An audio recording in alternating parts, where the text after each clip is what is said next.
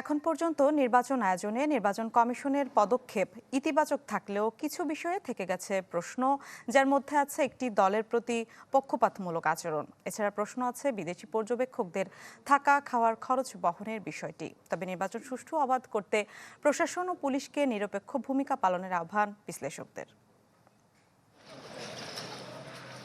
2014, 18 আর 24-এর জাতীয় নির্বাচনে ফল ভোটাররা ঠিক করেনি, ঠিক করে দিয়েছিল আওয়ামী লীগ প্রশাসন। ফলে পরপর 3টি বিতর্কিত নির্বাচন দেখার পর জাতি যখন ভোট বিমুখ, সে সময় ঘটে জুলাই অভ্যুত্থান, পাল্টে যায় রাজনৈতিক বাস্তবতা। এই পরিবর্তিত পরিস্থিতিতে আগামী 12ই ফেব্রুয়ারি ত্রয়োদশ জাতীয় সংসদ নির্বাচন ও গণভোট করতে যাচ্ছে নির্বাচন কমিশন। এবার ইসির ওপর জাতির আকাঙ্ক্ষা পূরণের চাপ যেমন রয়েছে, তেমনি দায় আছে অতীতে প্রশ্নবিদ্ধ নির্বাচন আয়োজনে দুর্নাম মুক্ত হওয়ার। নির্বাচন বিশ্লেষকরা এখন পর্যন্ত কমিশনের কাজকে ইতিবাচক হিসেবেই দেখছেন। তাদের পরামর্শ স্বচ্ছতা বজায় রাখার। এখানে এত পার্টিসিপেটারি হতে হবে, ইলেকশনটা শুধু দলগুলির পার্টিসিপেশন না।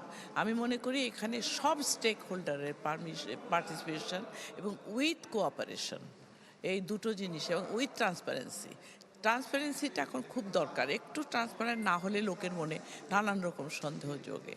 বহু দিক দিয়ে তারা বিভিন্নভাবে একটু ভিন্নধর্মী। গত যতগুলো ইলেকশন কমিশন ছিল তার চাইতেই এই ইলেকশন কমিশনকে দেখছি আমি অনেক ট্রান্সপারেন্ট। আর সবসময় বলছে যে ইলেকশন হবে, আমাদের সকলের মধ্যে একটা কনফিডেন্স দেওয়ার চেষ্টা করছে।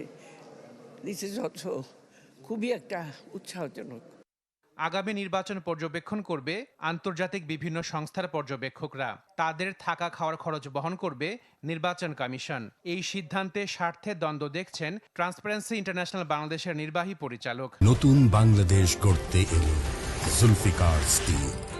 জুলফিকার স্টিল, ইস্পাত দৃঢ় অঙ্গীকার।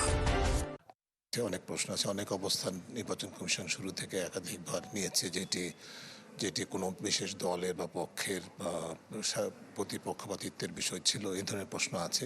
যাদেরকে অর্থায়ন করে বিদেশি পর্যবেক্ষক আনা হবে, তারা কোনো অবস্থায় নিরপেক্ষ প্রতিবেদন করতে পারবে না, কারণ এখানে স্বার্থের মধ্যে কাজ করবে। তাছাড়া এটি বৈষম্যমূলক। তো এই ধরনের বিষয়গুলো নির্বাচন কমিশন পরিহার করতে পারত। তা সত্ত্বেও শুধু নির্বাচন কমিশন একা তো আর নির্বাচন করে না, এর সাথে অনেক শক্তি আছে, তাদের উপর নির্ভর করবে। ভোট শান্তিপূর্ণ করতে প্রস্তুতির কোনো কমতি রাখতে চায় না নির্বাচন কমিশন। যদিও পরপর কয়েকটি রাজনৈতিক হত্যা ও সার্বিক আইনশৃঙ্খলা পরিস্থিতি নিয়ে উদ্বেগ জানিয়েছেন প্রার্থীরা। Ashikin Prince, channel 24, Dhaka.